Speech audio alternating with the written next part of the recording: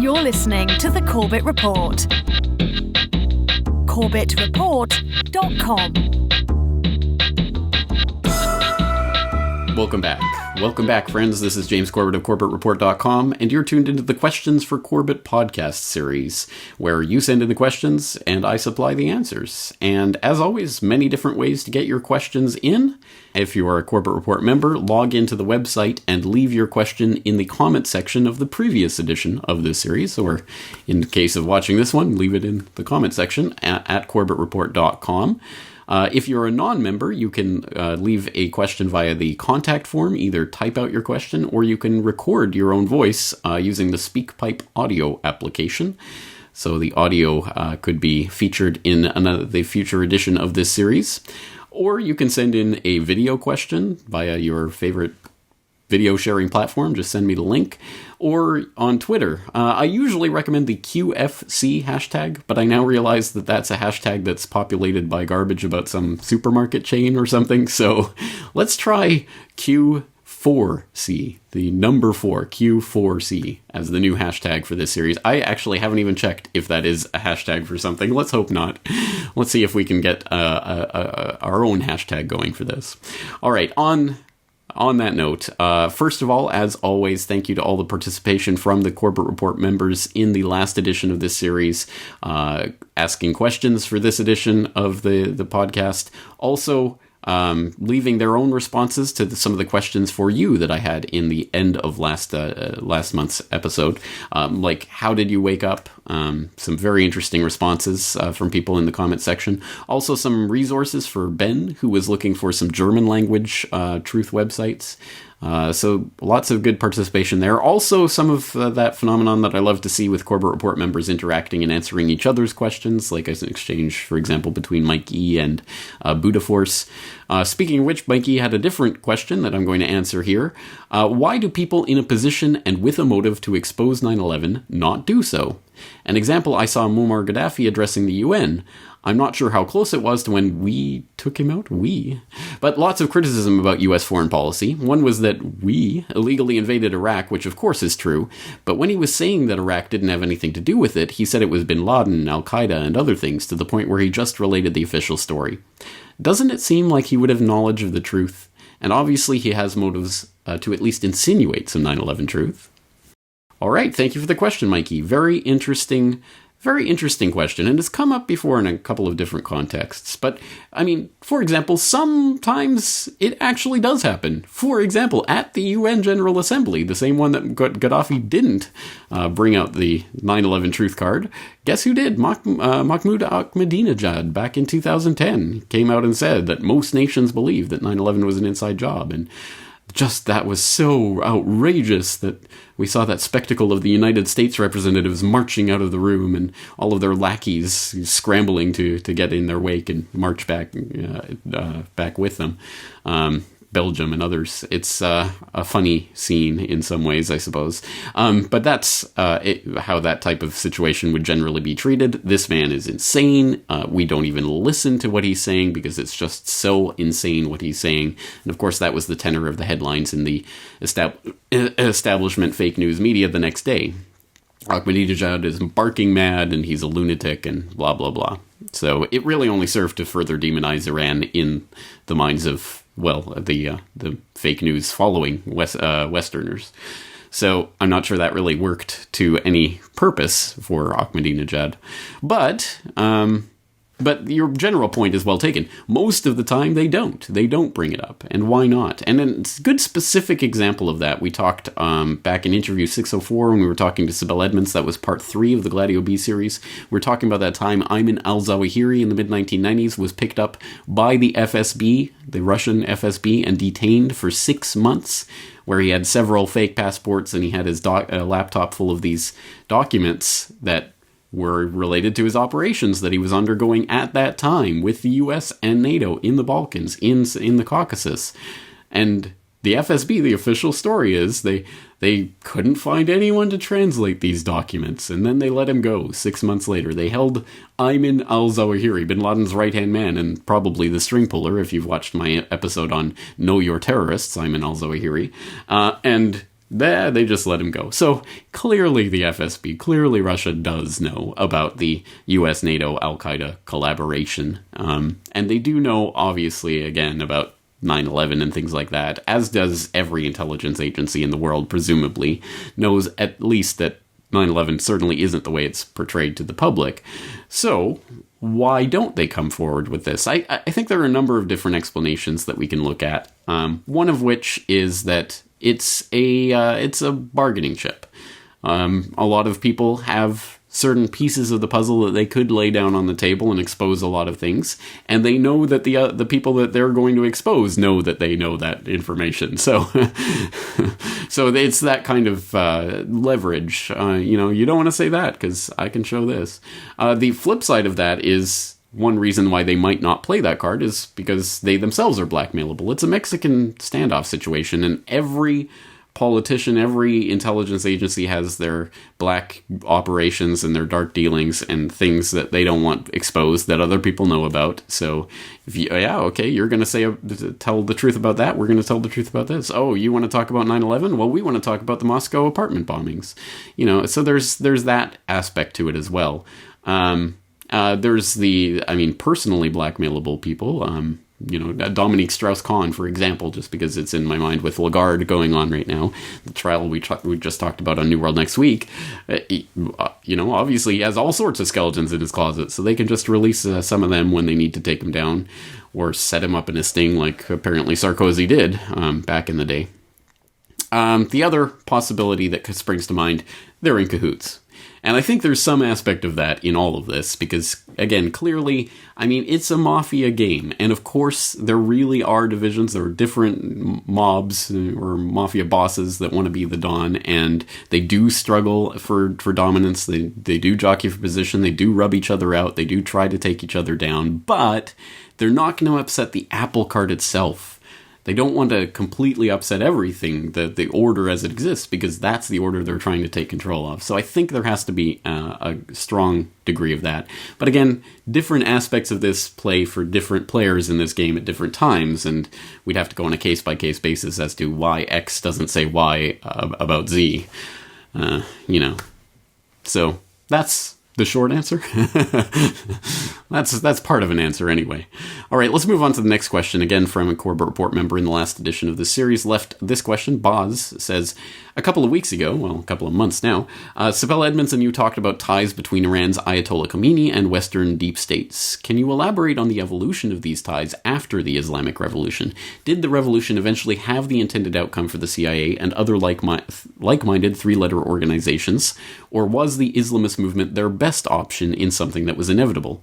Is this hidden hand something that still exists today or has existed anywhere during the post-revolution period? Source and literature recommendations also very much welcome.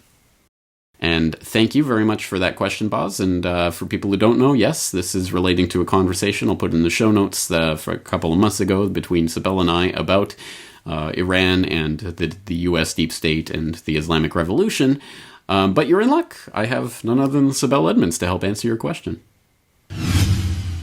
Being outside Iran since 1982 and having read not as much as I used to read on Iran, I don't believe I can provide this 100% definitive expert answer, but the timing of this question in a way is very interesting because currently Newsbud, I have a small team. We are working on this investigative story, which has taken us back to Iran-Contra, which happened in the mid 80s, and many people, at least I don't know if the person who asked this question is in the United States or not, but when the story broke and all these pieces got to be written here in the U.S., they were really extremely sanitized. And so much still is unknown to the public here in the United States. But for example, we got all the flight information. This is Santa Lucia Air. And then we found some of the airports here in the United States that were involved. These are the various hangars and the real arms dealers who basically do anything like mercenaries. But these flights, they took off from the United States. And the second stop for them was Belgium. And this is the heart of NATO, of course. And this is not in Brussels, but the Ostend airfield there. And from there, interestingly, these planes went to Israel. And a lot of weapons that were loaded there.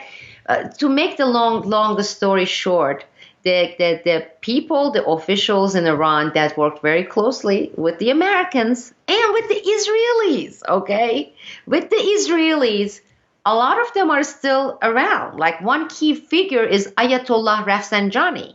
And if you look at Ayatollah Rafsanjani's wealth, and where he has been keeping this wealth. His wealth, they're not in Iran. They're not, it's not residing somewhere in some bank in Iran in Iranian currency, which is based on the inflation rate they have, it just doesn't worth anything.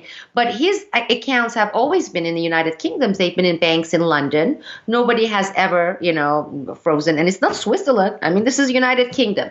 And their kids, as they finish high school, they send them to countries like the United Kingdom or Switzerland or the United States to get educated. So to the best of my knowledge, based on my previous, gathered information, and from everything I have seen in the 80s, I would answer that yes, it's very similar to places like Saudi Arabia. For example, when you look at these Saudi prince and kings and all the stuff, they are talking so tough about Israel, because, they're Wahhabis and Israel is evil. That is to keep the people contained, because that's what people want to hear there. The same thing is true with Assad in Syria. After 9/11, when I was working in the FBI, the most cooperative country in terms of feeding the FBI information was Bashar Assad. It was amazing. I mean, this guy went beyond of even any pressure point to give the United States. But yet, when they go about rhetoric in their countries, same thing with Erdogan in Turkey and Israel. The rhetoric is, in especially Muslim countries, is to keep the public happy, contained, and pacified. You have to give them rhetoric that they want to hear. They want to see that you're anti-Israel and the great Satan, United States, and the Western, capitalism. But what they do in practice behind the scene is the same kind of diplomacy we are seeing all over the world, meaning, oh, absolutely. Absolutely, they still have ties, they have negotiations, they have even commerce relations, In fact, Israel profited so much more because Iranians said, even when I was in Iran, they said, we never going to import anything from Israel. It's like horrible Zionists, etc. So what was happening was, it was very interesting. Israel would send their eggs because Iran was importing eggs, okay, dairy, etc. from all over the world. They would send it to, let's say, a country like Turkey. And then from Turkey, it would go to Iran. So the consumer would be paying 2.5, 3 times the price. And the beneficiary, of course, Turkey benefited too because they had their cuts, would be Israel. So they did engage in commerce with Israel. They just made it more expensive for the consumers in Iran. The same thing when the negotiations were on its way with OPEC deal and everything. Behind the scene, a lot of cozy relationship, a lot of talk that happens. And in some cases, the United States blacklisting Iran makes the regime, the current regime in Iran, even more popular and last. So, for example, James and I had this discussion that came up within the context of that discussion we had about Iran was, why in the world would the CIA release this document saying that Iran and U.S. had cozy relationship? The United States knows one of the fastest ways to get rid of the current regime in Iran is to start making public all the relationship it has with the mullahs. The mullahs will be, and there will be a revolution, there will be protest. So in some ways, the United States and the Western countries are also going with this tango by saying Iran is evil and is axis of evil. doing that, like what George W. Bush did, the axis of evil, and one of them is Iran, would ground and make the popularity and ingrain the current regime, make it much more powerful. Same thing with the Saudi Arabia. We can't United States because Saudi Arabia is U.S. puppet and it's an Israel puppet, but they have to maintain the appearances. And the appearances maintenance is benefit to both sides, Western countries, Israel as well, and Iran. So my short answer would be, I suspect yes. Lots of, ties in terms of commerce, even weapon sales, importing it into Iran, things with technology, and also with the, behind the scene diplomacy. It is not this, we don't talk to Iran, or Iran says, those evil satanic people. That's not the case. And if and when some revolution happens in Iran, or a regime change, or even if it happens, hopefully democratically, you're going to see if some of those people have to run away from Iran, they're not going to go to Cuba. They are not going to go to Saudi Arabia. You're going to see the same hotbeds. You're going to see London. You're going to see New York. You're going to see Miami. That's where their wealth is. That's where they're going to go. That's where they're going to be harbored. All right, thank you for that question, Boz, and I think we'll leave that there. But let's move on to the next question, again from another Corbett Report member in the comment section of the last edition of this series, this time Craig.J, who writes, question for Corbett. I am really confused by the climate debate. I understand the university types are only looking after their careers, and so dissent is virtually non-existent, but it's hard to believe so few have the balls to tell the truth. Is it because it's so hard to find evidence to refute, or what is it? Also, it troubles me that big losers in climate change is the fossil fuel industry, which have gone out of their way to obfuscate and to derail climate research. Why would they spend billions on counter-propaganda if it were all a hoax? All right, thank you for the question, Craig. I think the vast majority of scientists generally, or scientific people who give their imprimatur, their stamp of approval to the climate change alarmism hype hysteria, do so in basically ignorance of the details of that hysteria, the details of what it is they're giving their stamp to. And I say this advisedly, because it is the story that you read time and time and time again from all sorts of scientists who eventually do start questioning that climatic dogma. And when they start to arise from their slumbers and realize that they've been tricked, they're usually pretty mad about it. And there are many examples, one of which I'll point to you, Judith Curry, who was presenting at the Data or Dogma at the U.S. Senate late last year, where she gave her own testimony about how she came from being a blind believer in all things IPCC to someone who actually was looking into the science itself and finding, hey, wait, this isn't what they're saying. I thank the chairman and the ranking members for the opportunity to offer testimony today. Prior to 2009, I felt that supporting the IPCC consensus on climate change was a responsible thing to do. I bought into the argument, don't trust what one scientist says, trust what an international team of 1,000 scientists has said after years of careful deliberation. That all changed for me in November 2009 following the leaked ClimateGate emails that illustrated the sausage making and even bullying that went into building the consensus. I started speaking out, saying that scientists needed to do better at making the data and supporting information publicly available, being more transparent about how they reach conclusions, doing a better job of assessing uncertainties, and actively engaging with scientists having minority perspectives. The response of my colleagues to this is summed up by the title of a 2010 article in the Scientific American.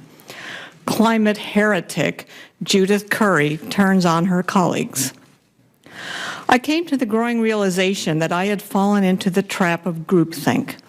I had accepted the consensus based on second-order evidence, the assertion that a consensus existed.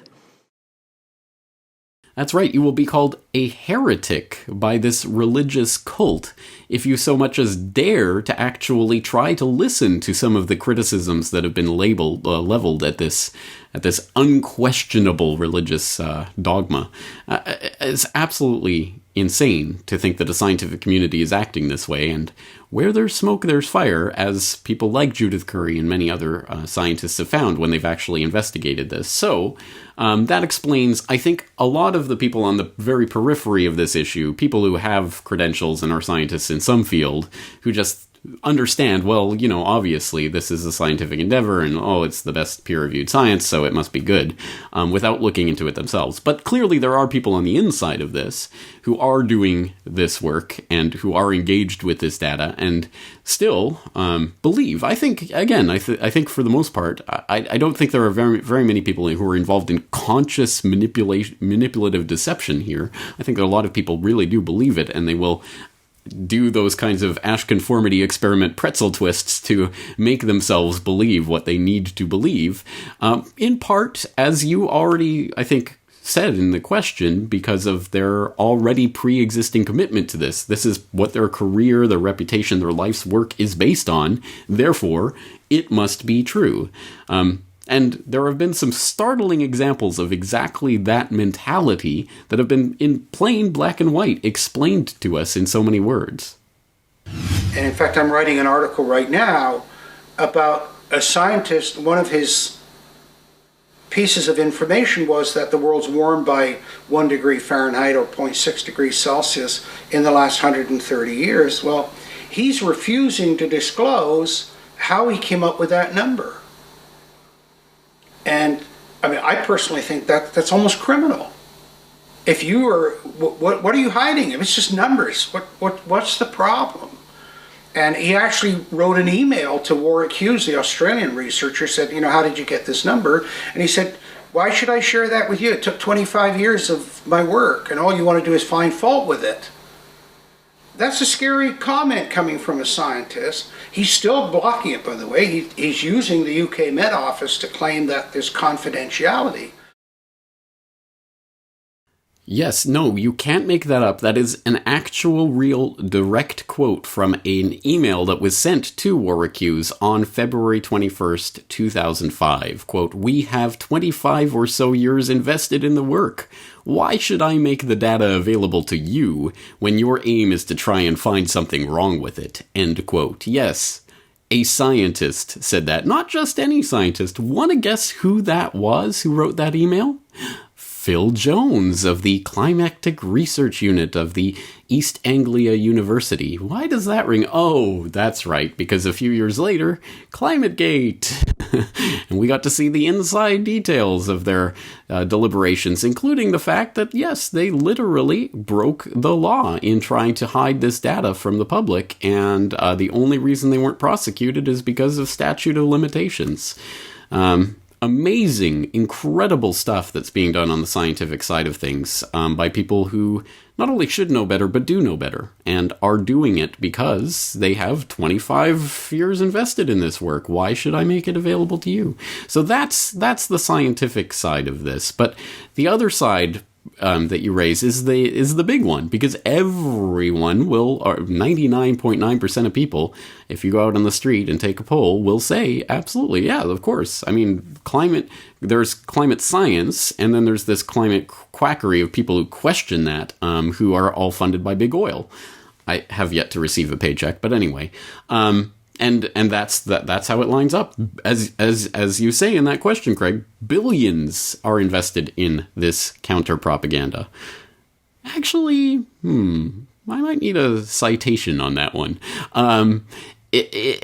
When you really start peeling back the layers of this, it's not very difficult, and you find it is the exact opposite of what we've been taught. I'll throw in some links here. Here's a link to a long list of warmist art organizations. Scientists haul in huge money from big oil and heavy industry that mentions such things as the Climate Research Unit, taking money and grants from BP in their Arctic marginal seas exploration operations.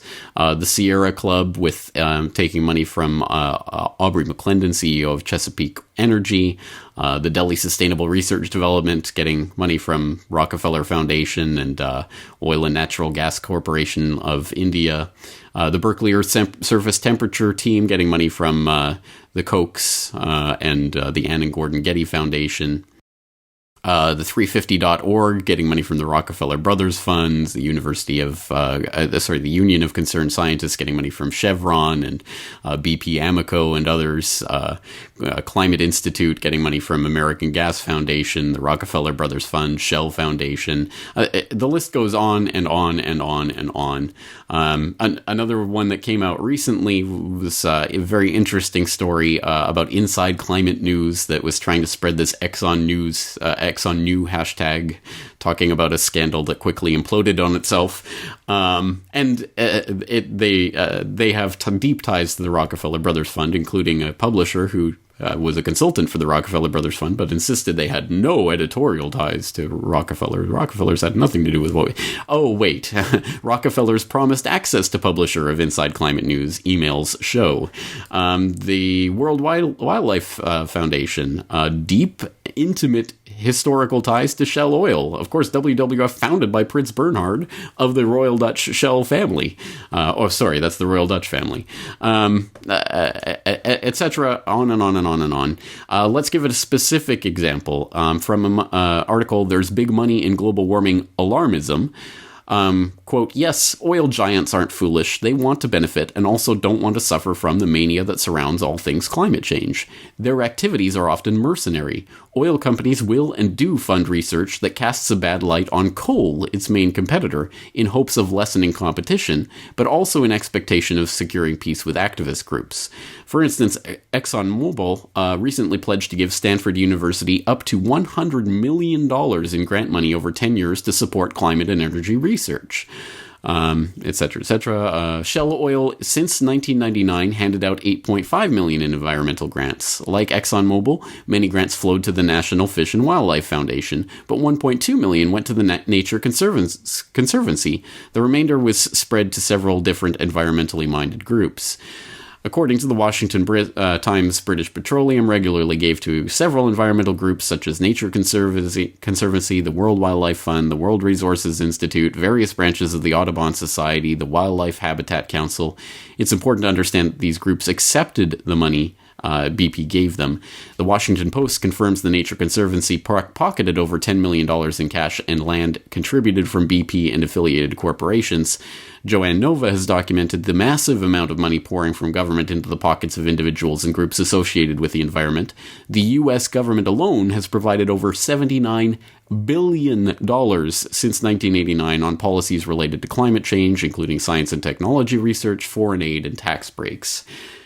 Yes, 79 billion with a B. And again, that's really only scraping the top of the barrel of this barrel of scum of various groups that are pushing this. And the vast amounts of money that are sloshing through the global system right now into this, including money from the corporate oil giants. So lots of links there to explore. Now, here's the real question, and I think the question flips back. Why is it that everyone believes this line about big oil is funding all climate denial when big oil is demonstrably and on the record providing hundreds and hundreds of millions of dollars to the climate alarmist scandal itself, and not a peep in the media about that, not a peep from DeSmog blog denouncing the Pew Research Council because, oh my god, they take money from natural gas companies and things like this. Why is that, do you think? Maybe there's a real question in there. Anyway, so this is much deeper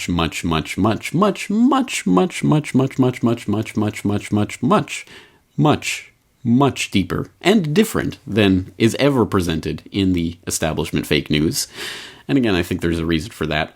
Obviously, much more on this to come. Stay tuned. Next, let's move along to another question from a Corbett Report member, Voice of Araby, who left this comment on the last edition of the series. It appears to me that the golden age of movies like 2001, Eyes Wide Shut, Being There, etc., was between 1960 and 1990. Have those creative people stopped being able to produce such movies, or are they out there, but we have not figured them out yet? Or was it a generation of creative people that no longer exists? All right, thank you for the question, Voice of Araby. I get what you're articulating here. I think there's a few different factors that go into this. One is that, to a certain extent, we may have certain fondness for a certain era of media that we consumed at a certain age in our lives that, everyone loves the band that they fell in love with when they were 15 years old or whatever, and will till the day they die.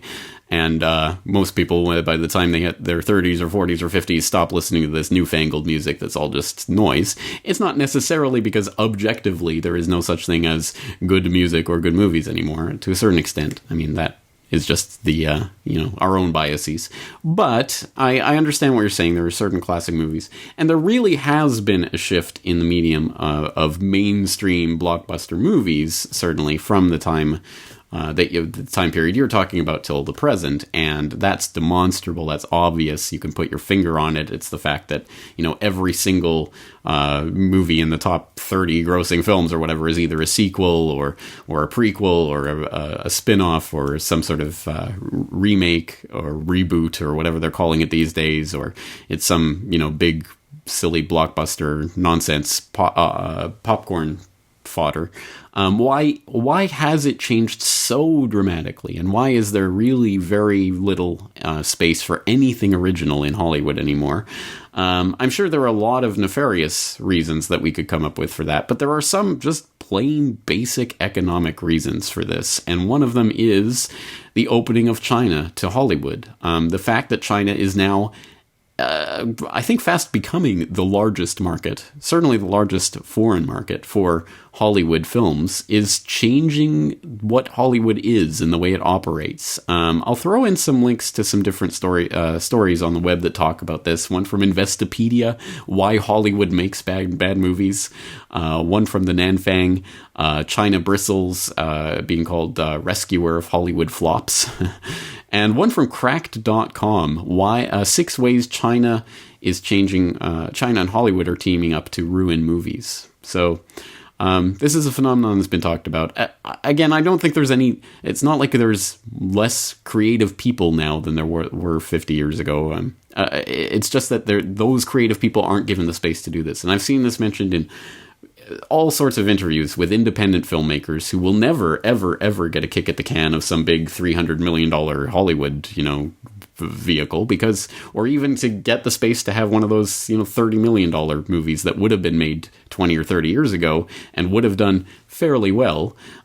There's just not the economics behind it now. Now you've got to cater to the worldwide audience. You have to lowest common denominator, dumb it down and make it into something instantly recognizable. Hey, it's Marvel. Hey, it's, Star Wars. It's whatever. It's whatever will get the most at the worldwide box office. All right, let's move on to and open the mailbag from some questions that came in from outside. We have a couple of questions. One from Gabriella. She writes, though the reasons behind things like the push for more and more vaccines, GMO food, and other atrocities are very clear, I can't help but wonder what people behind these schemes are thinking. Do they really think they can shield themselves from the negative consequences?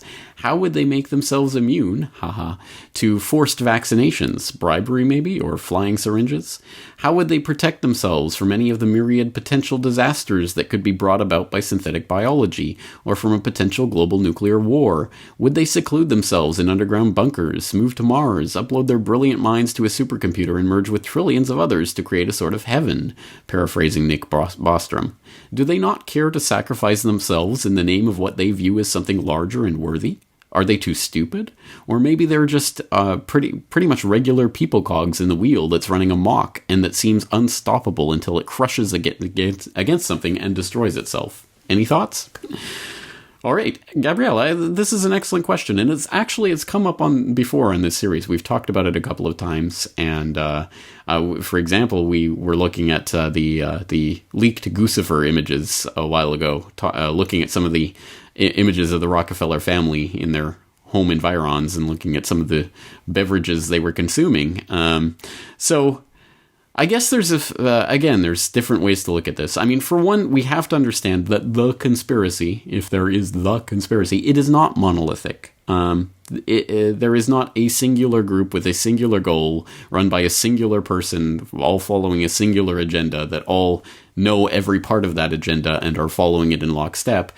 No, I don't believe in that. I believe that there's different competing power structures that are jockeying for position, and they do, I think, a lot of them share and converge on a common shared ideology of global government, ultimately the creation of a global system that will be ruled from the top, the eyeball of the pyramid.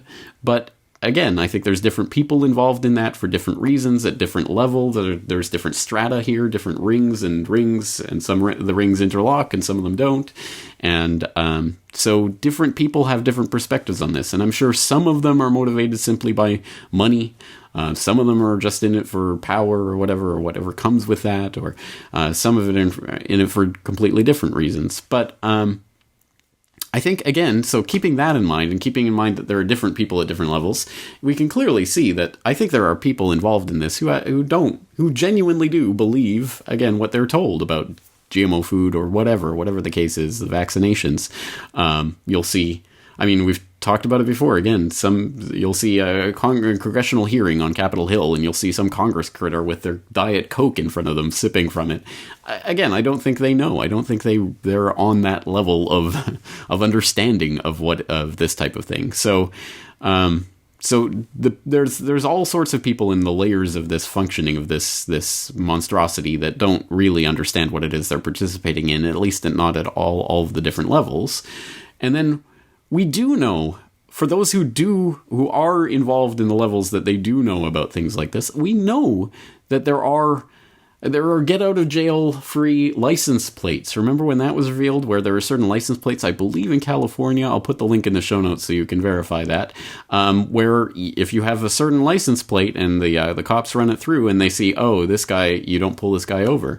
That really exists. That really exists. They really do have special different systems for that. There's VIP vaccination schedules for the very important politicians who we can't afford to actually be sick. They get their own doctors with their own healthcare. Remember back in the swine flu when Chancellor Merkel and others were given special shots that, because they're special people. This isn't for you guys, you swine. You talk about underground bunkers, kind of laughing about them, but they actually exist. There really are underground bunkers. We know this. Again, these are the things that we know really do exist, and these really are things that ways that these people who like to think of themselves as elite can get around the obstacles that they put in our way, because of course this is not a fair playing field. So that really does exist. So again, I think there are a lot of people who are involved in the functioning of the apparatus of this machine that are being crushed by the machine and don't even know it. But there are other people in positions to know who got that sort of get out of jail free card in whatever sense that is, or at least they think they do. And maybe they're being played by people on higher levels of this game. I think that exists as well. And so, it's rings within rings. All right, let's move on to another email question from Jill, who writes, are you concerned about being on the list as the powers that shouldn't be begin their crackdown on the web? What will you do if and when they try to censor your work? All right, excellent question. This is, in a sense, a question I've been writing and talking about for years and years now in different forms. I've been talking about when and if this free and open internet as we know it today doesn't exist, what are you going to do? And I am currently working on actual ways to make the Corbett Report at least more censorship resistant, hopefully in the new year. But in the meantime, I think something that I've been propounding for years and years and years and years is, when and if there is important information, you need a physical copy of it, a real, tangible, physical copy that you can hold in your hand and carry around of that information. That's one way that, it is censorable ultimately if they come and confiscate it, but it's much harder to do. I mean, with the web, it's a flick of the switch if you want to censor a piece of information, or it's increasingly becoming that. When it's actually physically printed, it's much harder and it involves physical destruction. So that is a good backup and something that we should all have of important information. So on that note, I want to announce that from now until December 25th, until Christmas of 2016, I'm going to be putting all of my data DVDs at 25% off And for just as a reminder, the data DVDs represent for each year of the Corbett Report all of the podcasts, all of the interviews, all of the videos, all the articles, absolutely every piece of media that I put out in that year is on each disc.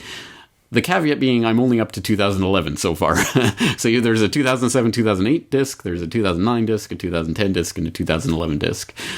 From now until Christmas, every single one of those discs, 25% off.